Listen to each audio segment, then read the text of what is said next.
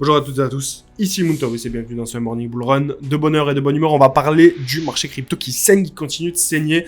Il y a une grosse correction là qui est en cours. Alors je dis grosse correction, en réalité c'est une correction banale hein, pour le marché crypto. On a Bitcoin qui est passé de 91 000 $ à 87 000 $ assez rapidement depuis ce matin. Donc on va en parler. Il est possible que vous, quand vous voyez cette vidéo, le Bitcoin soit est plongé un petit peu plus profondément, soit est légèrement remonté. On verra ce qui va se passer. En attendant, on va parler de BlackRock, on va parler de Amody, on va parler de Corée du Sud, on va parler de crise sur le marché, de reprise sur le marché, d'opportunités sur le marché, on va parler d'ETF. Il y a pas mal de choses à voir ce matin. J'espère que vous êtes chaud.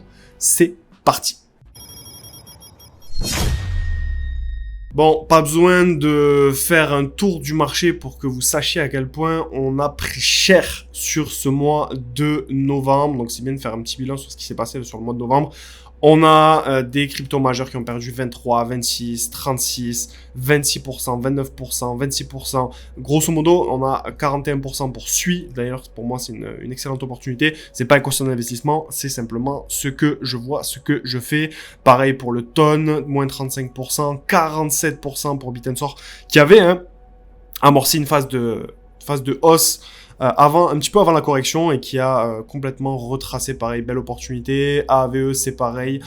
On a OKB, bon bref, tout le marché a chuté, grosso modo, là, sur le mois de novembre. Et on va essayer de comprendre ensemble à quoi s'attendre pour le mois de décembre. Alors là, il y a deux articles qui sont sortis. Ça me plaît pas trop ce type d'article parce que c'est vraiment, on parle toujours de court terme, on parle toujours d'émotionnel, on parle toujours d'euphorie. Le Bitcoin pourrait amorcer un nouveau cycle haussier après le pire mois de novembre depuis 7 ans. Le mois de novembre 2025 pourrait bien entrer dans les annales comme l'un des pires jamais enregistrés pour Bitcoin. Un mois de novembre historiquement rouge pour le Bitcoin, des signaux de capitulation, mais aussi d'opportunités. Donc ça, je suis assez aligné avec ça, mais ça dépend de quoi on parle. Si c'est sur du moyen long terme ou si sur très court terme, on peut encore perdre 20, 30, 40%. Sur du moyen long terme, c'est sûr qu'on est sur des prix sur certains actifs cryptographiques qui sont tout juste exceptionnels. Donc il y a plusieurs articles comme ça qui sortent, hein, c'est toujours la même chose.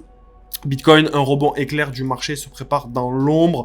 On a un Bitcoin qui est passé de grosso modo 86 000 à 91 000. Donc pour l'instant, c'est un retracement dans la structure de marché qui est baissière à court moyen terme, qui est un retracement pour moi sur la tendance de fond qui est beaucoup plus long terme et qui est bullish que l'on a depuis 2022.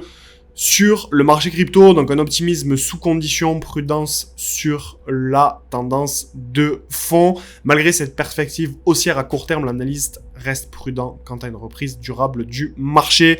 Évidemment, personne ne va se mouiller tant qu'on n'a pas de reprise haussière du marché. Pour moi, on est juste dans un retracement et tout ça, ça va pouvoir s'améliorer. Mais là, sur le court terme, ça sert à rien de regarder ce qui se passe sur le court terme. Effectivement, on peut avoir un rebond. Effectivement, pour moi, on est proche de marquer un bottom et c'est super intéressant à regarder. Mais moi, ce qui va m'intéresser, vous le savez, c'est la tendance de fond. C'est ce qui se passe sur le moyen long terme, c'est ce qui se passe au niveau de l'adoption, au niveau des ETF, au niveau de la tech, au niveau de la régulation, au niveau des capitaux institutionnels, au niveau de l'économie, au niveau de toutes ces choses-ci qui vont forcément avoir un impact majeur sur le prix de Bitcoin et forcément le prix des altcoins par derrière. Donc, on a une actu qui a fait le tour là, je l'ai vu passer 10 000 fois ce week-end. Les ETF Bitcoin qui sont désormais la principale source de revenus de BlackRock déclarent un cadre de l'entreprise. Donc, on a l'ETF qui a été lancé en janvier 2024 qui a atteint 70 milliards de dollars d'actifs en un temps record. On est passé très proche des 100 milliards de dollars, ce qui est une surprise compte tenu des plus de 1400 ETF de la société et des 13,4 billions de dollars d'actifs sous gestion. Donc en fait, quand on dit que c'est sa principale source de revenus, on parle pas en quantité, on parle en proportion par rapport aux autres. Ça, c'est très important à comprendre. C'est que BlackRock a pas besoin de Bitcoin pour être une entreprise qui gagne de l'argent. BlackRock est un broker. Ils prennent des commissions sur les achats et les ventes, sur les frais de transaction. BlackRock est un broker. Donc, si vous voulez que Bitcoin monte ou baisse, grosso modo, BlackRock s'en fiche. Donc oui, c'est une nouvelle qui est assez incroyable, qui est vraiment belle, qui montre que le marché des cryptos a un potentiel sensationnel, qui annonce de très belles choses pour la suite, mais il faut pas tout mélanger. C'est-à-dire que si on prend 100% des revenus de BlackRock, je sais pas à combien est Bitcoin, mais on n'est pas à plus de 50%, ok? Je sais même pas si on est à 1 voire 2% des revenus, mais en tout cas, si on compare avec toutes les autres sources de revenus de BlackRock, évidemment, l'ETF Bitcoin est l'une des sources de revenus qui leur rapporte le plus d'argent. Et aussi, je suis tombé sur quelque chose qui était assez intéressant. c'est que BlackRock a elle-même parié sur son ETF Bitcoin. Son Iconic Strategy Income Opportunities Portfolio a récemment augmenté sa participation dans IBIT de 14%.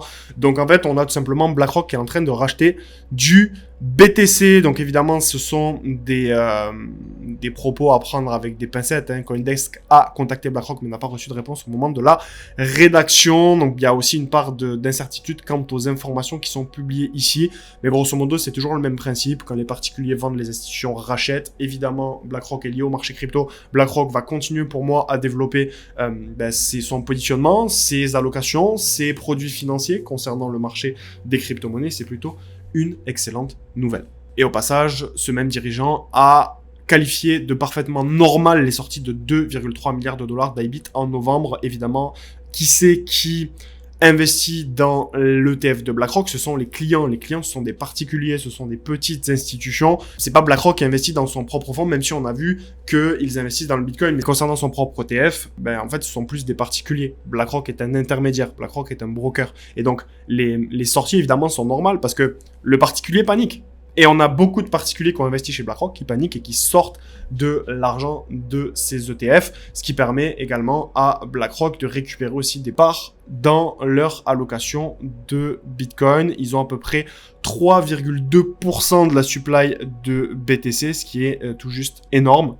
Et je pense qu'ils vont profiter des prix attractifs pour pouvoir en racheter.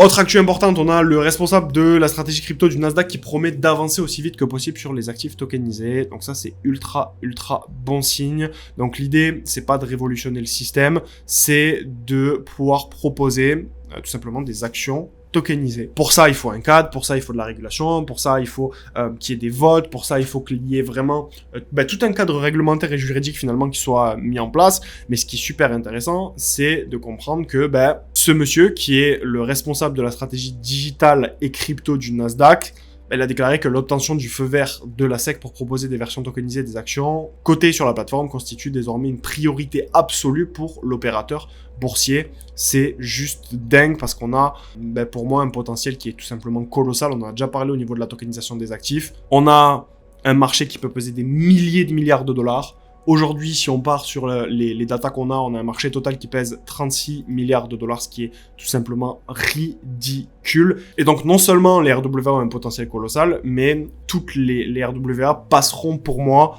en majorité par des blockchains publiques et non par des blockchains privées, ce qui veut dire que on a de nombreuses entreprises crypto qui pourront bénéficier de cette hype, qui pourront bénéficier de cette visibilité, qui vont pouvoir bénéficier de cet afflux massif de capitaux et ça va être assez incroyable. On rappelle qu'on est dans une période de contraction économique, qu'aujourd'hui, il y a la fin du quantitative tightening, donc ça veut dire qu'on va probablement rentrer dans une phase au niveau de l'économie américaine de quantitative easing, donc on va pouvoir avoir une baisse des taux d'intérêt. On a Jérôme Powell qui va probablement quitter son poste et qui sera remplacé par une personne qui va enchaîner très certainement, en tout cas qui sera favorable à un enchaînement successif de baisse de taux, ce qui va pouvoir ramener justement de l'argent dans l'économie américaine, ce qui va pouvoir bénéficier aux actifs à risque comme le marché crypto. Et donc si on couple un peu tous ces éléments-ci, on a un potentiel qui est quand même colossal et même si ça chute, même si c'est dur sur le court terme, c'est quand même assez fou de voir tout ça. D'ailleurs, on a la Corée du Sud qui fait progresser l'émission de valeurs mobilières en token avec des amendements législatifs. Donc en gros, qu'est-ce que ça veut dire?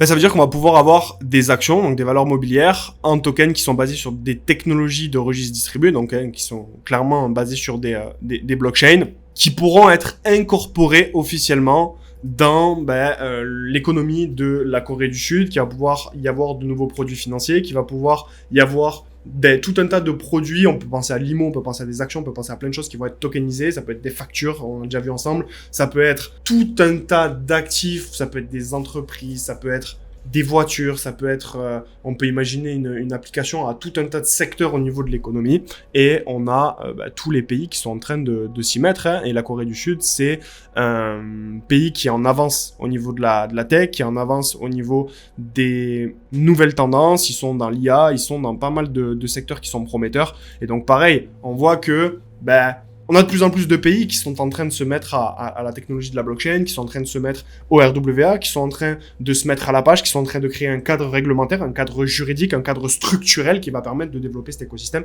Et c'est assez fou de pouvoir l'observer.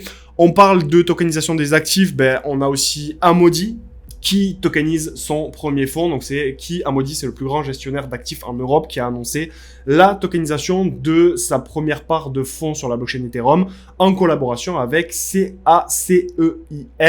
Donc concrètement, une part du fonds monétaire Amaudy Found Cash Euro existe maintenant sous forme de jetons blockchain en plus de sa version classique. Et pourquoi c'est important? Eh bien parce que pour la première fois, on a un acteur géant de la finance traditionnelle qui utilise vraiment la blockchain pour distribuer un fonds réel et pas dans un simple test, et ça permet des transactions qui sont plus rapides, plus transparentes et accessibles 24 heures sur 24, 7 jours sur 7. C'est une étape majeure qui est très importante vers la tokenisation des actifs traditionnels. Et donc si Amaudy commence, bien les autres suivront.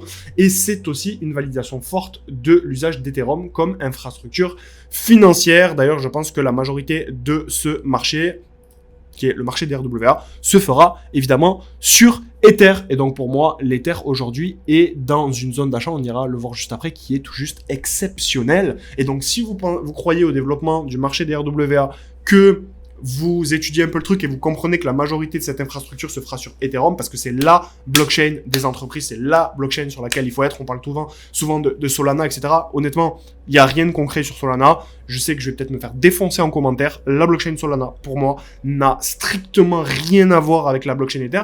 Je dis pas que Solana ne vaut rien. Je dis pas que le prix du Solana ne peut pas augmenter. Je dis pas qu'il n'y a pas d'autres cas d'usage. Mais pour moi, Solana, c'est une blockchain gaming qui peut avoir de nombreux cas d'usage, qui peut être vraiment utilisé à grande échelle, qui peut scaler, qui peut croître, qui peut être adopté. L'entreprise peut progresser également, mais ça n'a rien à voir avec Ether pour moi. Et donc là, pour moi, l'Ether est complètement sous-évalué. Et la prochaine jambe haussière de l'Ether se fera, en tout cas, c'est ma conviction profonde, courant 2026. Et on va pouvoir avoir un Ether pour moi qui va atteindre les $8000 au moins. Et je pense que ce genre de news, ce genre d'activité, ce genre de cas d'usage concret de la blockchain va vraiment pouvoir aider Ether à se développer, et c'est une excellente chose.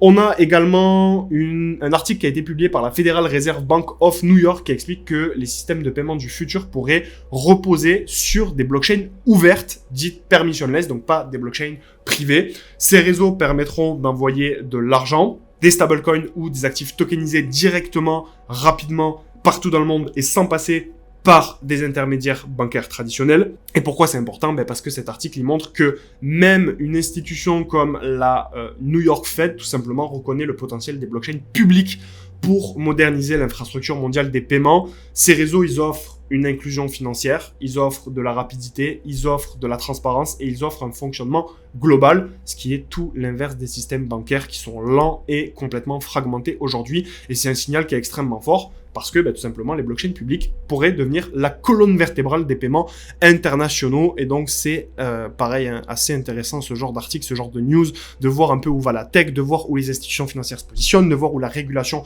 va, de voir qu'est-ce qui est en train de devenir justement la blockchain et les crypto-monnaies. Et il faut pas oublier qu'en 2022, on avait un bitcoin à $15 000, on avait zéro régulation, on n'avait aucun acteur institutionnel qui était positionné publiquement, on n'avait aucune perspective de croissance, on avait un cadre technologique qui était assez moisi, qui était tout simplement très faible, où on n'avait pas trop d'espoir, on n'avait pas de visibilité. Et là, ce qui s'est passé en 3 ans, c'est tout juste fou. Et pour moi, l'année 2026, si ça suit derrière au niveau de l'économie, on risque d'avoir pareil une année 2026 exceptionnelle. Alors oui, on l'avait dit en 2024, oui, on l'avait dit en 2025. Ça a pris plus de temps, c'est pas grave. Mais est-ce que les fondamentaux ont changé parce que ça prend plus de temps? La réponse est non. Justement, les fondamentaux sont là. Et plus il y a de fondamentaux et plus ça prend du temps, plus le jour où ça va être adopté, ça va pouvoir complètement bouleverser le monde de la finance. Et c'est super intéressant à observer. Avant de continuer, les Taurus, c'est l'heure du concours YouTube. Chaque mois, on fait gagner 30 jours d'accès au Taurus Circle à l'un d'entre vous. Le Taurus Circle, c'est notre groupe privé où l'on va t'accompagner pas à pas dans les 25 niveaux d'enrichissement grâce à notre méthode des engrenages. Concrètement, tu reçois nos stratégies, l'accès direct à la communauté et à toutes nos académies, nos positions expliquées avec transparence et surtout un plan clair pour éviter les erreurs et progresser beaucoup plus vite que les autres. Pour participer, rien de plus simple, like cette vidéo, abonne-toi et laisse ton commentaire. Le gagnant est choisi parmi les meilleurs commentaires et annoncé dans la première vidéo du mois. Autre chose que j'aimerais voir avec vous ce matin, c'est là je vous ai entouré en rouge toutes les fois où on m'a dit que l'Ether est mort. Bon, je vous ai pas fait 2017, je vous ai pris juste un point ici, mais on aurait pu remonter bien plus en amont. Mais grosso modo, si on prend ce point-ci là, depuis le bottom vraiment là en 2019, il y a 2569 jours qui se sont écoulés et on a eu des grands moments durant ces 2500 jours qui se sont écoulés où on nous a dit que le Bitcoin était complètement mort. Donc on nous l'a dit ici, on nous l'a dit ici, on nous l'a dit ici, on nous l'a dit ici. On nous l'a dit l'année dernière, hein, très clairement ici c'était le même principe, tout le monde va partir en bear market, etc. On nous l'a dit il y a quelques mois en arrière ici, et là c'est clairement ce que beaucoup de gens sont en train de dire, c'est le bear market, c'est la fin, il faut s'inquiéter, tous les portefeuilles baissent, etc. Oui, c'est vrai, c'est dur, mais si vous aviez acheté, que ce soit des alts ou que ce soit, bon, on parle des gros alts ici, ou des majeurs comme Bitcoin, Ether, Solana, vous prenez vraiment les bigs, et grosso modo, vous auriez réalisé des performances assez sensationnelles. Et donc, oui, aujourd'hui, on est juste dans le présent, on n'est pas dans le futur. Merci Moon de nous apprendre ça, c'est très gentil de ta part, on ne le savait pas. Je sais que tout le monde sait qu'on est dans le présent, mais en fait, ce que j'aimerais vraiment voir avec vous ce matin, c'est que là aussi, on était dans le présent. Sauf que le temps, il est passé entre-temps. C'est que là aussi, on était dans le présent, et le temps, il est passé. C'est que là aussi, on était dans le présent, et le temps est passé. Et en fait, oui, c'est chiant, mais pour moi, là, aujourd'hui, on est vraiment dans le présent et le temps va passer et le Bitcoin sera là, les alts seront sûrement dans des niveaux de perf des niveaux de prix qui seront beaucoup plus élevés. Et donc, vaut mieux racheter des grosses corrections comme ça parce que le Bitcoin, il va pas faire ça. Hein. Donc, il y a forcément un moment, il va remonter. Oui, certes, il peut, sur du très court terme, là, descendre un petit peu plus bas. Je vais enlever les dessins que je vous ai fait. Oui, sur du très court terme, le Bitcoin peut clairement nous faire quelque chose comme ça, mais l'idée ça va être de marquer un bottom assez rapidement, et donc quand on a des zones de prix comme ça, pour moi c'est le moment d'acheter, c'est pas le moment de vendre. Et si vous ne le faites pas, évidemment c'est pas un conseil d'investissement, mais si vous ne le faites pas, si vous n'achetez pas les corrections et que vous attendez que ça remonte, eh bien ça sert à rien de venir dans le marché crypto, ça sert à rien de venir investir en crypto, parce que oui il y a de la volate. Tout le monde veut de la volote à la hausse, c'est pour ça qu'on veut tous aller chercher des performances assez exceptionnelles, mais la volote à la baisse, elle est aussi présente, et il faut l'accueillir, il faut l'accepter, parce que ça fait partie du marché, ça fait partie de l'aventure, ça fait partie de ces grands moments où il y a des opportunités incroyables à saisir. Moi, je suis en train de DCA comme un cochon, hein, tout simplement. Je suis en train de vraiment racheter énormément de lignes, énormément de positions, parce que là, le jour où le marché va se retourner, le jour où on aura du quantitative easing, on aura des taux d'intérêt qui vont baisser autour peut-être des 3, 2,5%, eh bien, ça va être à ce moment-ci qu'on va pouvoir avoir une visibilité, une prise en valeur du marché crypto. Pour moi, c'est ce qui va arriver là dans les prochains mois. Je ne sais pas exactement quand, mais c'est aussi ça l'intérêt, c'est d'être patient. Et croyez-moi, le marché crypto ne récompense une seule chose, c'est la patience et la résilience. Et donc, je suis quelqu'un de passionné, je suis quelqu'un de résilié, je suis quelqu'un de patient également. C'est pas le plus agréable, mais en tout cas, c'est ce qui permet de réaliser des performances complètement folles, parce que je rappelle que les performances se font à l'achat et ne se font absolument pas à la vente. Donc plus vous achetez peu cher et plus vous réalisez des multiples qui sont intéressants. Et si vous avez des questions, ça se passera directement en commentaire, car c'est tout pour moi pour ce matin. Je vous souhaite à tous une très bonne journée, une très bonne semaine, bon lundi à tous, et on se retrouve très rapidement. Ciao, ciao.